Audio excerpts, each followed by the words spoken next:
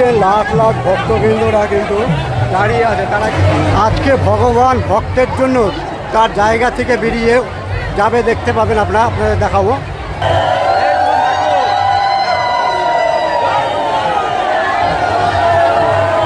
প্রিয় দর্শক বন্ধুরা, আজকে আমি আপনাদের নিয়ে যাব গোপীনাথ ধামে, মহাতীর্থ ধাম। আজকে আমার গোপীনাথ শ্রীকৃষ্ণের একখানা ভজন খুব মনে পড়ছে। অচ্যুতম কেশতম কৃষ্ণ দামোদরম রাম নারায়ণম जानकी वल्लभम कौन कहता है भगवान आते नहीं तुम मीरा की जैसे बुला तो नहीं। तो বন্ধুরা, ভক্তের ভগবান, তো এই গোপীনাথ মেলাটা হচ্ছে ভক্তের ভগবান। এই গোপীনাথের পুত্র সন্তান মারা গেছিল, তো ভগবান নিজে এসে এইখানে না সাধ্যকর্ম করে, যে ওনার সাধ্য না হলে উনি উদ্ধার হবে কি করে। তো সেই হিসাবে ভগবান নিজে সাধ্যকর্ম করে।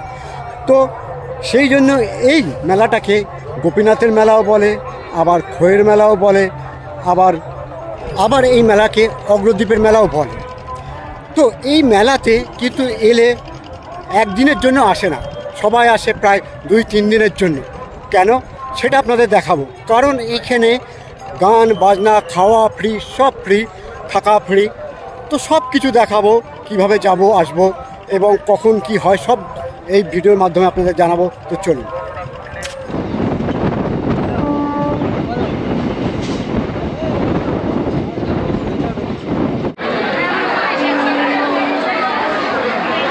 চলে এসেছি বেথুয়া ডোরিতে। আপনারা যদি আসতে চান তাহলে আপনার শিয়ালদা থেকে লালগোলা ট্রেন ধরলে বেথুয়া ডোরিতে নেমে পড়বেন। বেথুয়া ডোরি থেকে কোথা থেকে কী যাবো সেটা দেখিয়ে দেবো। ভিড়টা দেখেন। পেছন দিকে বেরিয়ে খানিকটা হাঁটতে হবে। হাই রোডে গেলে আপনারা টোটো বা অটো পেয়ে যাবেন। তো চলুন সেখান থেকে আপনাদের দেখিয়ে দিচ্ছি। এই যে খানিকটা আসার পরে হাই রোড ক্রস করে কিন্তু আপনাদেরকে যেতে হবে ওপারে অটো ধরার জন্য। প্রায় 17 কিলোমিটার। তো বাসও পাওয়া যায়।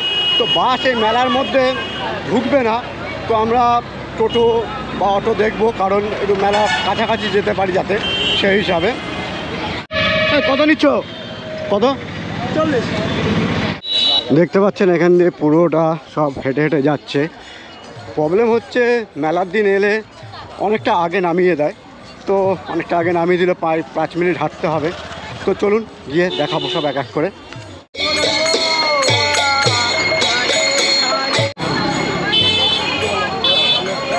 দেখতে পাচ্ছেন এইখানেও সবাই রয়েছে। ওই যে স্টেজ, ওইখানটা স্টেজ, গান হবে সারা রাত। এখানে ফ্রিতে খাওয়া দাওয়া, কিন্তু সব ফ্রিতে খাওয়া দাওয়া দেবে। এই মেলার মজা হচ্ছে এখানে প্রচুর জায়গা থেকে আসে এবং বাউল গান হয়, সারা রাত ধরে বাউল গান হয়, সেসবগুলো দেখাবো। তো সঙ্গে থাকবেন।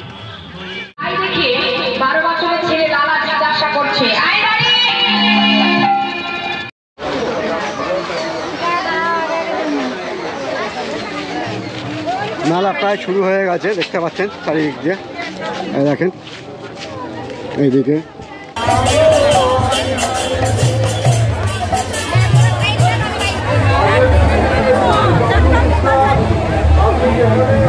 এই যে দেখতে পাচ্ছেন, এটা হচ্ছে গোবিন্দ ঘোষের মন্দির। আর এইখানে শ্রাদ্ধ কাজ হবে।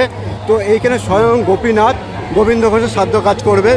গোপীনাথের মন্দিরে ভক্তবৃন্দের লাইনটা দেখেছেন? আর যে লাইনটা আপনাদের দেখাচ্ছি সেটা 4 ভাগের 1 ভাগ, কারণ সবটা যাওয়া সম্ভব নয়।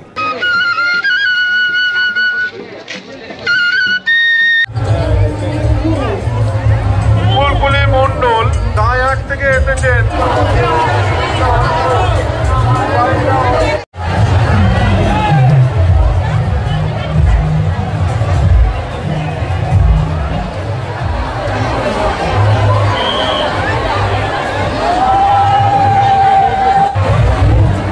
দেখতে পাচ্ছেন সবাই পুজো দিয়ে বেরিয়ে যাচ্ছে। মন্দিরের কাছে একজন রাধাকৃষ্ণ সেজেছিল, দারুণ লাগছিল, তাই আমিও একটু ভিডিও করে নিলাম। ভিড়টা দেখেন এখানটায়।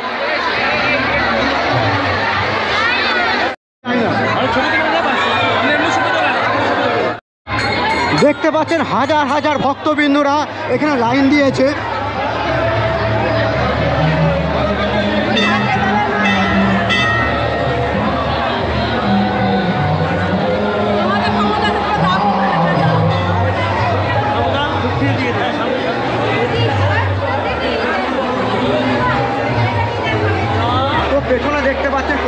ভিড়। তো বাইরে কী কী আছে সেগুলো দেখাবো, আজকে শ্রাদ্ধ আছে, যদি পারি সেটাও দেখাবো। ভিড়ের জন্য হয়তো ভিডিও করতে দেবে কি দেবে না জানি না।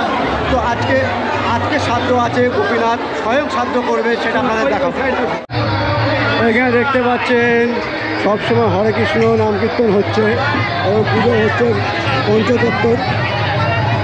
এখানকার মেন প্রসাদ হচ্ছে খই, সাজ কদমা আর বাতাসা, কলা আর ধূপকাঠি, তাই তো? গোপীনাথকে দর্শন করে আপনারা, এখানে একটা শিব মন্দির আছে, তো শিব মন্দির দর্শন করবেন অবশ্যই। শিব মন্দির দর্শন করে এখানে একটা গহরাজের মন্দির রয়েছে, সেটাকে আপনারা দর্শন করবেন। এই দেখতে পাচ্ছেন গোবিন্দগঞ্জের সমাধি মন্দির, এটা সমাধি। এই দেখতে পাচ্ছেন গোবিন্দগঞ্জের সমাধি মন্দির। এই সমাধি মন্দির দর্শন করে তারপরে মেলা ঘুরবেন এবং এখানে খাওয়া দাওয়া আপনারা ফ্রি পাবেন। আজকে যেহেতু একাদশী, তো শ্রাদ্ধ হলো, কালকে বর্ষমুখ আছে, সেই হিসাবে এখানকার মেলা হচ্ছে দুদিনের মেলা। তো চলুন এবার মেলাটা ঘুরি। এই মেলায় লোকে কিন্তু একদিনের জন্য আসে না, যেরকম ভক্তি আছে সেরকম মজাও আছে, সেরকম সব কিছু আছে। তো এক এক করে দেখাবো, তো চলুন। দেখতে পাচ্ছেন এইখানে এক একটা আখাড়া বসে। এই আখাড়ায় আপনারা ফ্রিতে থাকতে পাবেন, ফ্রিতে খেতে পাবেন এবং রাতভর সে হরিনামও হবে, ঢিংচাক হরিনামও হবে, সবই হবে। তো দেখতে পাচ্ছেন এইখানে সবাই রান্না করছে, তো এইখানে ভাত করছে। আর এইখানে দেখেন হাজার হাজার মানুষ কিন্তু খাচ্ছে, হাজার হাজার মানুষ কিন্তু খাচ্ছে এখানে। কোথা থেকে খাওয়াচ্ছে? ভবা পাগলা। দেখতে পাচ্ছেন এখানে ভবা পাগলা আশ্রম থেকে সব খাচ্ছে এখানে। আর এরকম এক জায়গায় নয়, সব জায়গাতেই খাওয়ায়।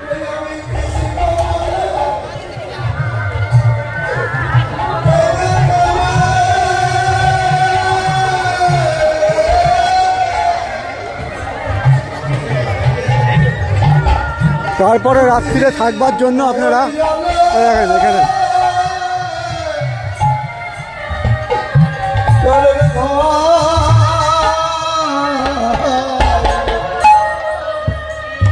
কৃষ্ণ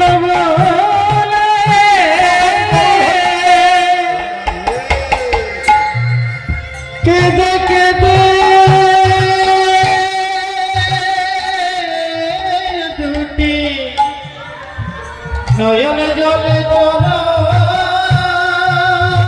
দেখেন এই জায়গাতেও খাওয়াচ্ছে, কোনো ব্যাপার নেই, সবাই খেতে পারবে।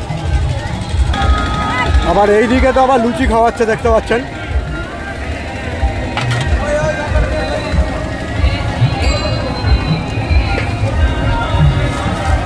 দেখেন এখানে লুচি খাওয়াচ্ছে সবাইকে, সব ফ্রিতে কিন্তু।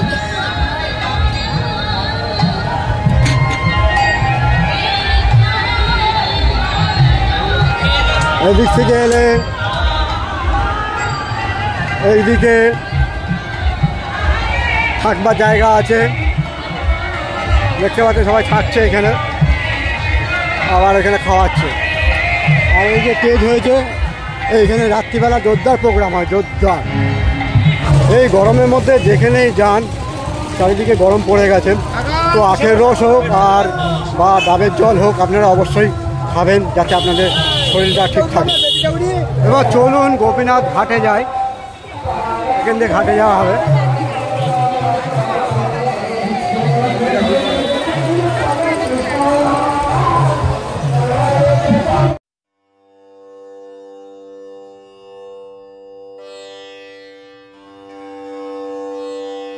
দেখতে পাচ্ছেন এসে গেছি ঘাটে, আর এই ঘাটেই কিন্তু কাঠ ভেসে এসেছিল, যেটা গোবিন্দ ঘোষ তুলে নিয়ে যাওয়ার পরে পাথর হয়ে যায় এবং সেটাতেই মূর্তি তৈরি হয়। এই ঘাটে সবাই স্নান করছে দেখতে পাচ্ছেন। আর যদি আপনারা হাওড়া কাটোয়া লোকাল ধরে অগ্রদ্বীপে আসেন, তো ওইখান থেকে এই পারে আসতে হবে, তবে এখান থেকে আবার আপনারা যেতে পারবেন। প্রশাসনের ব্যবস্থা দেখতে পাচ্ছেন ভালোই করেছে, বেশ একটা স্পিড বোটও দিয়েছে, যাতে কারু ডুবে গেলে বা কিছু হয়ে গেলে রক্ষা করতে পারে। তো খুব সুন্দর লাগছে ঘাটটাকে, দেখেন। সত্যিভাবে কিন্তু মেলাটা বহুত বড় দেখতে পাচ্ছেন।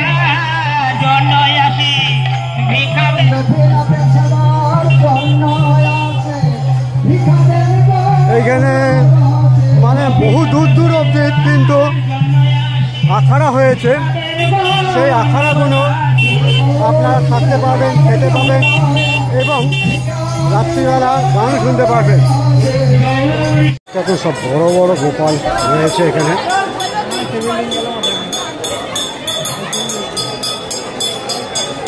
কত করে দিচ্ছে প্লেট ডালা? এটা 20 টাকার আছে, 30 টাকার আছে, 50 টাকার আছে। 20, এটা 30, এটা 50। আর ফোন পেরও বন্দোবস্ত আছে।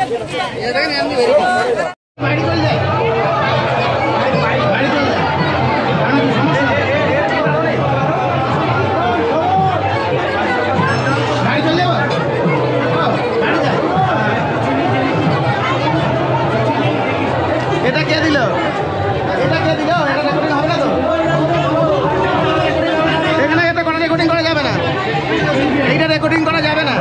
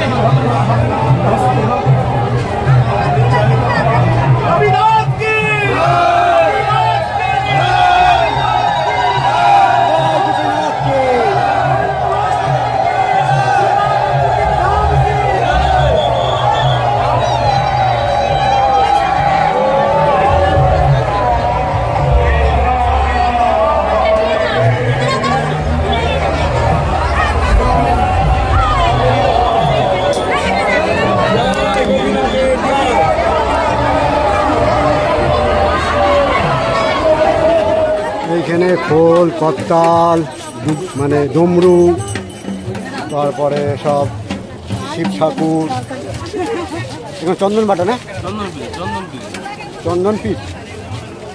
এখানে আবার ভুট্টা ভাজা একটু আলাদা রকম দেখতে পাচ্ছি, খুব বিক্রি হচ্ছে এখানে। দেখতে পেলাম যে কিছুটা গুড় দিয়ে ভুট্টা ভাজছে।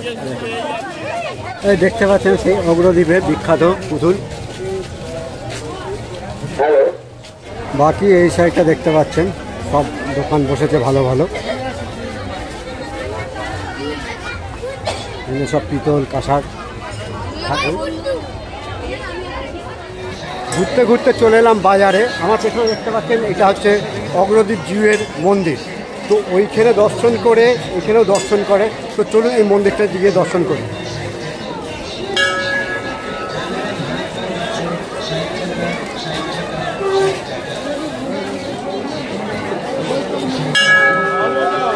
এই মন্দিরটিতে আছে গোপীনাথের ছবি।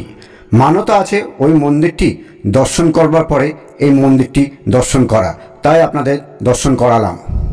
বাজারের ভেতরে অনেক বড় বড় কিন্তু মেলার দোকান বসেছে, দেখতে পাচ্ছেন।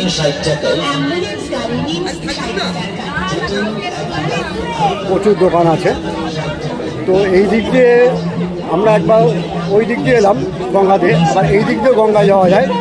তাই গঙ্গা অবধি এরকম বড় বড় সব দোকান আছে, আপনারা এখানে কেনাকাটা করতে পারবেন।